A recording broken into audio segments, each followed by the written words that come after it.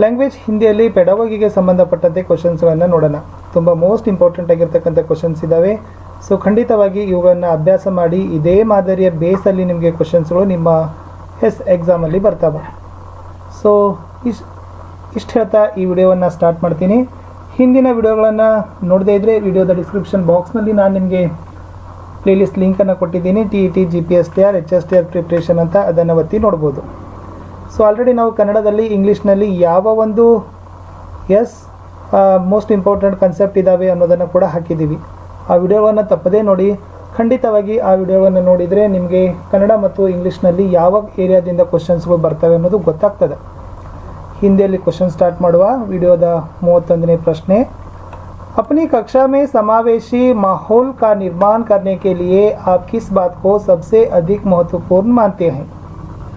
ए. विभिन्न प्रकार के दृश्य श्रव्य संसाधनों का आवश्यकतानुसार उचित प्रयोग. बी.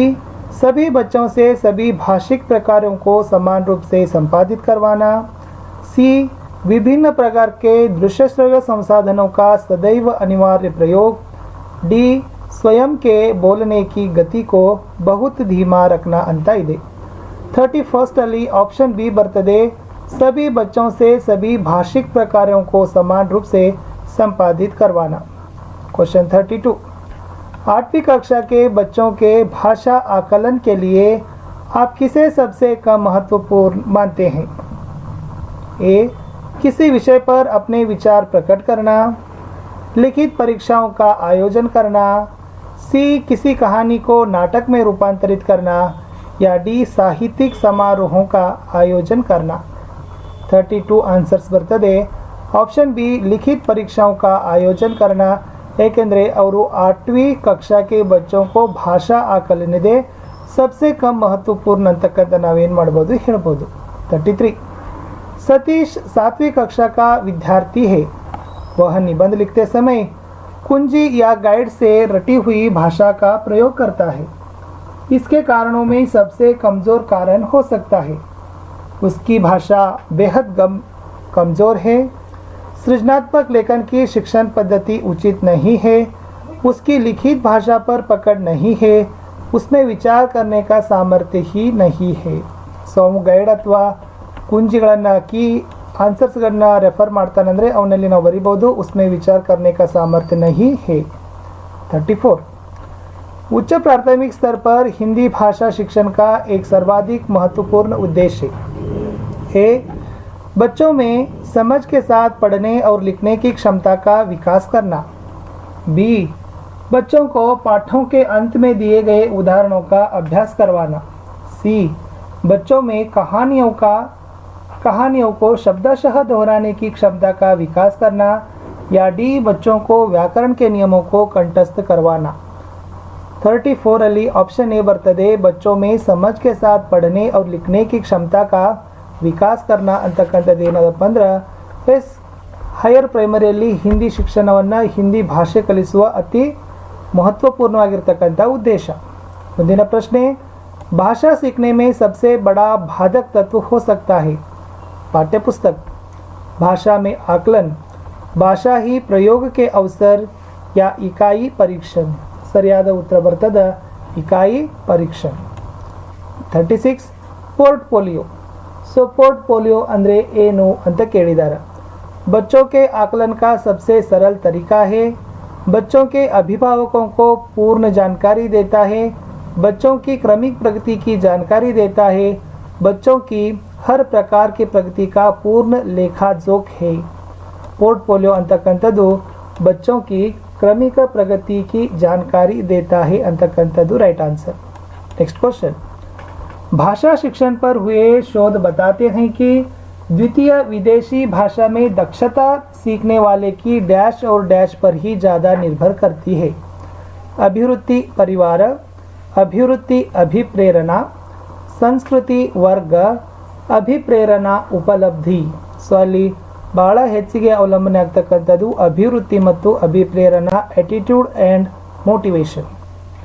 यदि भाषाओं को विज्ञान के दृष्टि से देखें तो भाषाओं के बीच मूलतः बहुत अंतर होता है, गहरा संबंध होता है.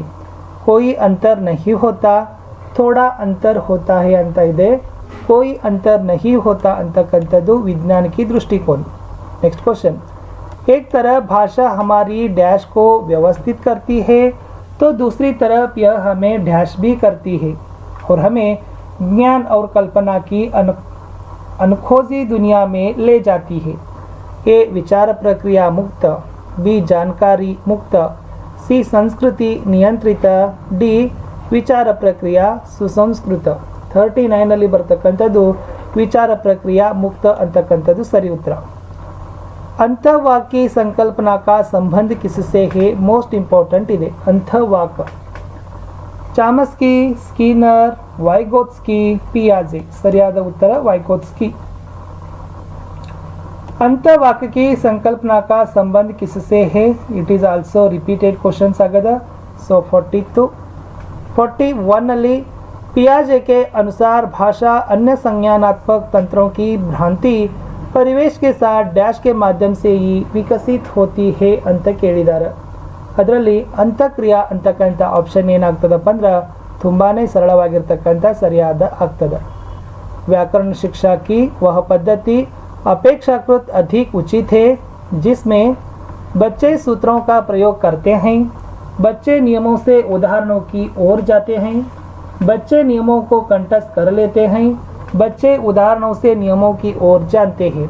ಅಲ್ಲಿ ವ್ಯಾಕರಣ ಶಿಕ್ಷಾದಲ್ಲಿ ಅಪೇಕ್ಷಾಕೃತ ಅಧಿಕ ಯಾವುದಿದೆ ಅಂತಂದರೆ ಸೊ ತಮಗೆ ಗೊತ್ತಿದೆ ಅನುಗಮನ ಇಂಡಕ್ಟಿವ್ ಮೆಥಡ್, ಅದನ್ನೇ ಉದಾಹರಣ से नियम की ओर जाना ಅಂತಕ್ಕಂಥದ್ದು 42 D is right answer. Next question. उच्च प्राथमिक स्तर पर भाषा सीखने सिखाने की प्रक्रिया में डैश की उपेक्षा बिल्कुल नहीं की जा सकती. बच्चों के पाठ्य पुस्तकीय ज्ञान, बच्चों की सामाजिक श्रेणी, शिक्षक के शास्त्रीय ज्ञान, बच्चों की भाषिक पृष्ठभूमि ಅಂತ ಕೇಳಿದ್ದಾರೆ. ಸೊ ಬಚ್ಚೋ ಕಿ ಭಾಷಿಕ್ ಪೃಷ್ಠಭೂಮಿ ಅಂತ ಕರಿತೀವಿ. ಮಕ್ಕಳ ಭಾಷಾ ಹಿನ್ನೆಲೆ, ಭಾಷೆಗಳನ್ನು ಕಲಿಯುವುದು ಮತ್ತು ಕಲಿಸುವುದರಲ್ಲಿ ಅದು ಏನಾಗೋದಿಲ್ಲಪ್ಪ ಅಂದ್ರೆ ಅಪೇಕ್ಷೆಯನ್ನು ನಿರೀಕ್ಷೆಯನ್ನು ಮಾಡೋದಿಲ್ಲ. Next question. मोना अक्सर लिखते समय शब्दों के अक्षरों को छोड़ देती है, जैसे पढ़ती तो पति, अभिनव को अनव लिखना.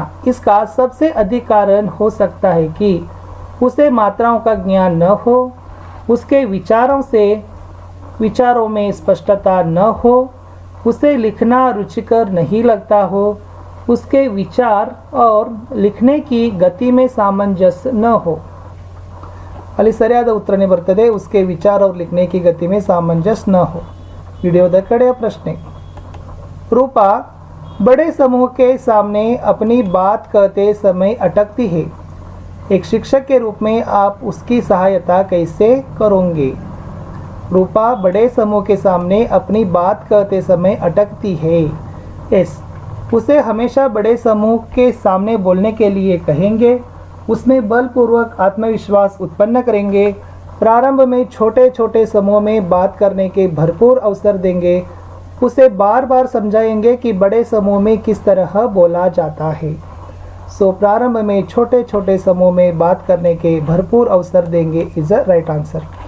ಇಷ್ಟಿತ್ತು ಸ್ನೇಹಿತರೆ SKRTTಗೆ ಸಂಬಂಧಪಟ್ಟಂತೆ ಹಿಂದಿಯಲ್ಲಿ ಪೆಡಾಗೋಗಿಗೆ ಸಂಬಂಧಪಟ್ಟಂತೆ ಒಂದು ವಿಡಿಯೋ. ಸೊ ಮತ್ತೆ ಸಿಗ್ತೀನಿ ಇನ್ನೊಂದು ವಿಡಿಯೋದಲ್ಲಿ. ತಾವೆಲ್ಲರೂ ಕೂಡ ಹಿಂದಿನ ವಿಡಿಯೋಗಳನ್ನು ನೋಡಿ ಲೈಕ್, ಶೇರ್ ಹಾಗೂ ಸಬ್ಸ್ಕ್ರೈಬ್ ಮಾಡಲಿಕ್ಕೆ ಮರೆಯದಿರಿ. ಬಾಯ್.